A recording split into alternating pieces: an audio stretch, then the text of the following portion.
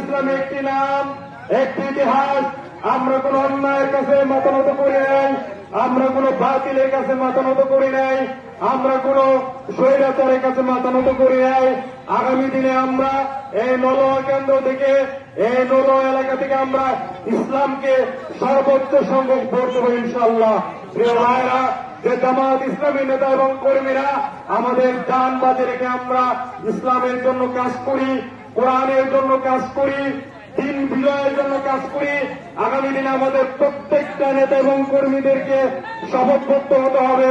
আমরা কোরআনের কাছে বিক্রি হব, আমরা ইসলামের কাছে বিক্রি হব, আমরা অন্য কোন শক্তির কাছে বিক্রি হব না ইনশাআল্লাহ।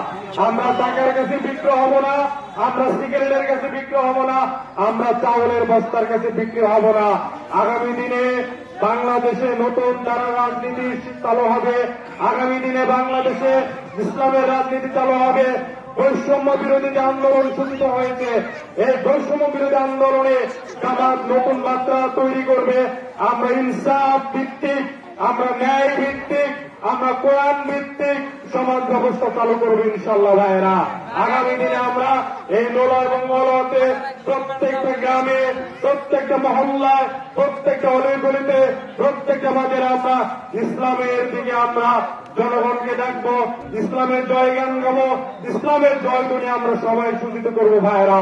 সংগ্রামী নোলাবাসী, আমরা আপনাদেরকে উদাত্তভাবে আহ্বান জানাবো, জামাত ইসলামী আমরা ইসলাম কায়েম করতে চাই।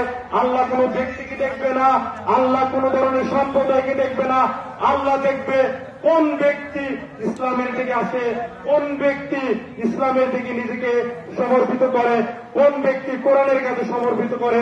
সংগ্রামী ভাইয়েরা, জামাত ইসলামী আমরা কোরআনের রাজনীতি করি, কোরআনের দল করি, কোরআনের সমাজ ব্যবস্থা তৈরি করার জন্য আমরা কাজ করি। আমাদের আহ্বান হল, আসুন আমরা আল কোরআন করি, আমরা আল কোরআন দিয়ে নতুন একটা সমাজ ব্যবস্থা তৈরি করি। আগামী দিনে বাংলাদেশে যে নির্বাচন হবে, সেই নির্বাচনে আমরা ইসলামকে বিজয়ী করব, সেই নির্বাচনে আমরা কোরআনকে কায়েম করব, সেই নির্বাচনে আমরা আল্লাহ বিরোধীদেরকে পার্লামেন্টে বসাবো, সেই নির্বাচনে আমরা কোরআনকে বিজয় হিসেবে আমরা দেখতে চাই। আপনারা দেখতেছেন না ভাইয়েরা? এই কারণে আসুন, আল্লাহ আমাদেরকে তৈরি করেছেন, আল্লাহর কাছে ফিরে যেতে হবে। আল্লাহর দেওয়া জীবন ব্যবস্থা কায়েম করার জন্য আল্লাহ যেহেতু আমাদেরকে তৈরি করেছে, এই কারণে কাল বিলম্ব না করে, একটা সেকেন্ডও আমরা অবদায় না করে আমরা কোরআন বিজয়ের আন্দোলনে, কোরআন কায়েমের আন্দোলনে, কোরআন প্রতিষ্ঠার আন্দোলনে আমরা সামিল হই। জামাত ইসলামী আমরা কোরআন বিজয়ের আন্দোলন করি। আমাদের যে ক্যান্ডিডেট মাওলানা হুমায়ুন কবির, উনি জামাত ইসলামের ক্যান্ডিডেট, উনি ইসলামের ক্যান্ডিডেট, উনি ন্যায় এবং ইনসাফের প্রতিষ্ঠার ক্যান্ডিডেট।